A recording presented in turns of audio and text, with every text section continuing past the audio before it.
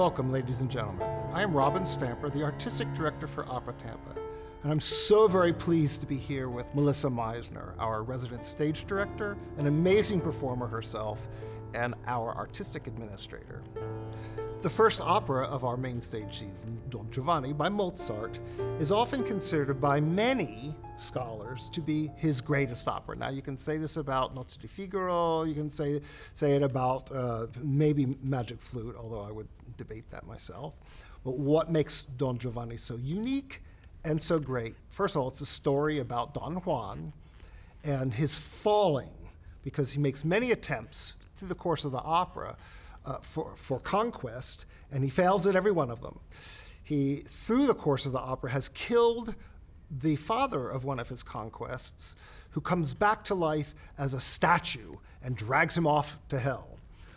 Casting Don Giovanni is always a lot of fun because each character requires very specific abilities. In the case of Don Giovanni, obviously he needs to be able to sing well, but he has to be sexy and he has to be a very, very good actor.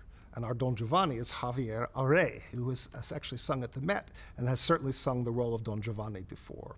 What makes Don Giovanni so great is the fact that it incorporates comedy, it incorporates drama, it incorporates the supernatural. But the question is, okay, so Mozart called Don Giovanni an opera buffo, but it's considered by scholars alike to be a dramma giocoso.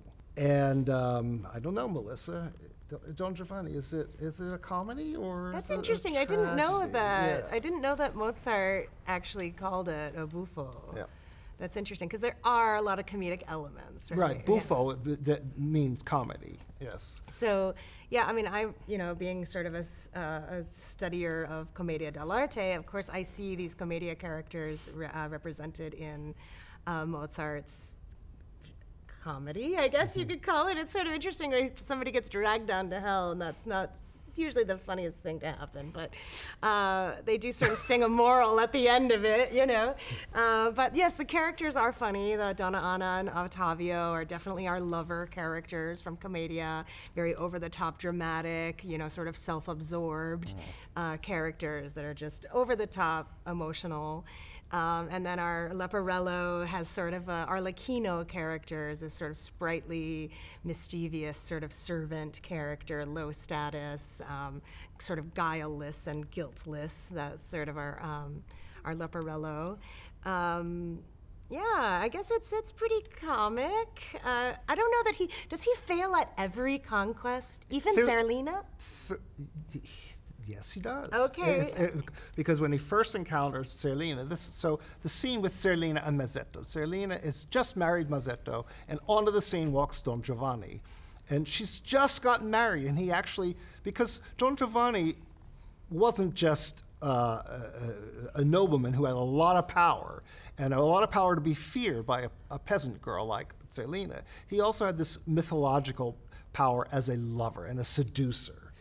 So he actually wins her over emotionally, and just as he's going off to have his way with her, on comes Donna Elvira, who is the only person in the opera with whom he has had a successful conquest before the opera begins. I see. And she intercepts it. I see.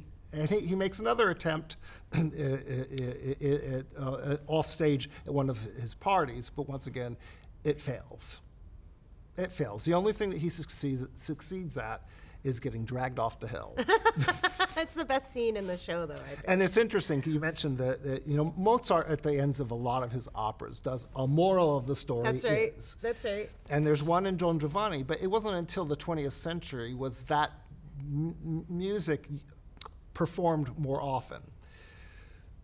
It is very, very popular still to this day to just end the opera with Giovanni getting dragged off to hell, because how important do we really care? I think we know the moral. Right, the moral that Elvira goes off and becomes a nun, and that Donna Anna wants to wait one more year before she marries poor Don Ottavio. And Leporello. What happens to these characters? It's a matter of discussions. The music is glorious as to how much the audience cares about them. Yeah, I'm sad to hear that Elvira becomes a nun. No choices for women. Oh, but the good news is Zerlina and Mazzetto live happily ever after. Of course they do. Actually, in many ways, they're the only character. Well, we care about Leporello, who is a comic character, but at the same time, it's kind of a sad life because he doesn't have any will. He can't function with will of his own. He has to do everything Don Giovanni tells him to do. How do we create hell? How do we create hell in our stage? Well, it can be. We have fire on the stage. Oh, okay, that's pretty exciting. We don't normally have fire. Yeah, yes. That's pretty exciting. Let's begin with that, and let's leave the rest of it a surprise. Okay. We're also very excited to be using the Florida Orchestra, and I think, because of the orchestration is so rich, Maestro Francis is conducting our Don Giovanni, and we have an Israeli conductor, Naum Avril. The first time Opera Tampa has hired a female conductor to conduct Hansel and Gretel, and yours truly is conducting La Traviata.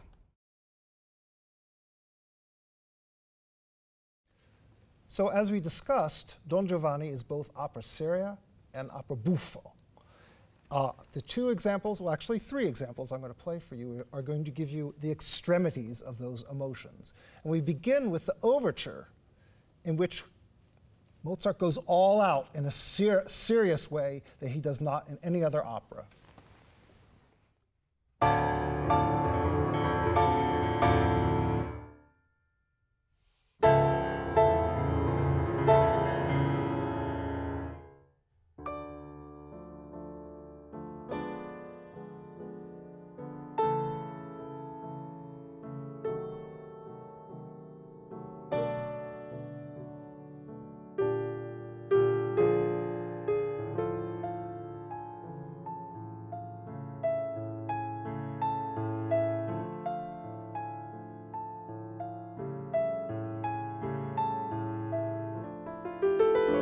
You can hear the impending doom.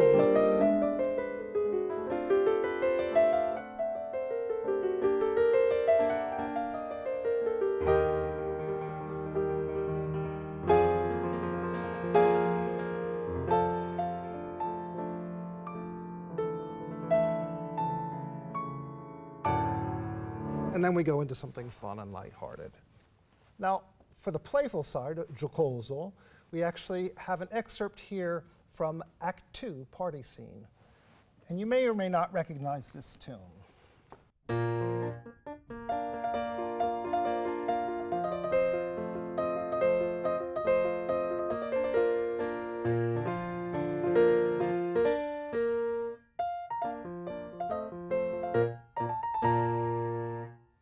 So Mozart is so playful. Actually, what he's doing in the course of Giovanni at this party scene is he's quoting himself, because that is an excerpt from Le Nozze di Figaro, The Marriage of Figaro, Non più andrai. And he even makes a joke, Giovanni makes a joke about this little excerpt that Mozart cleverly threw in.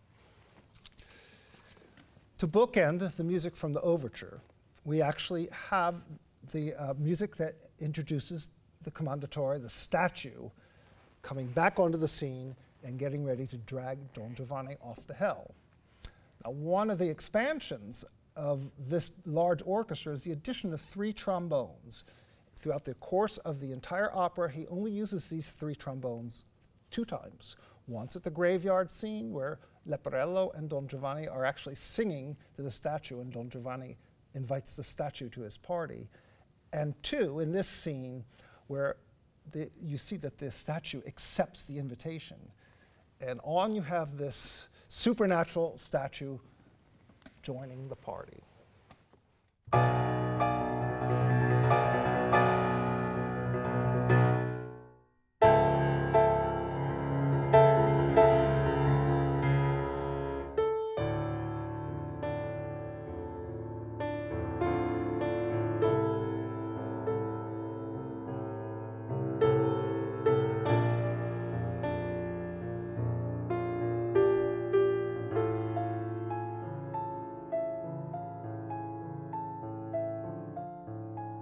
Just the same music that you hear in the overture, but with the addition of those 3 trombones.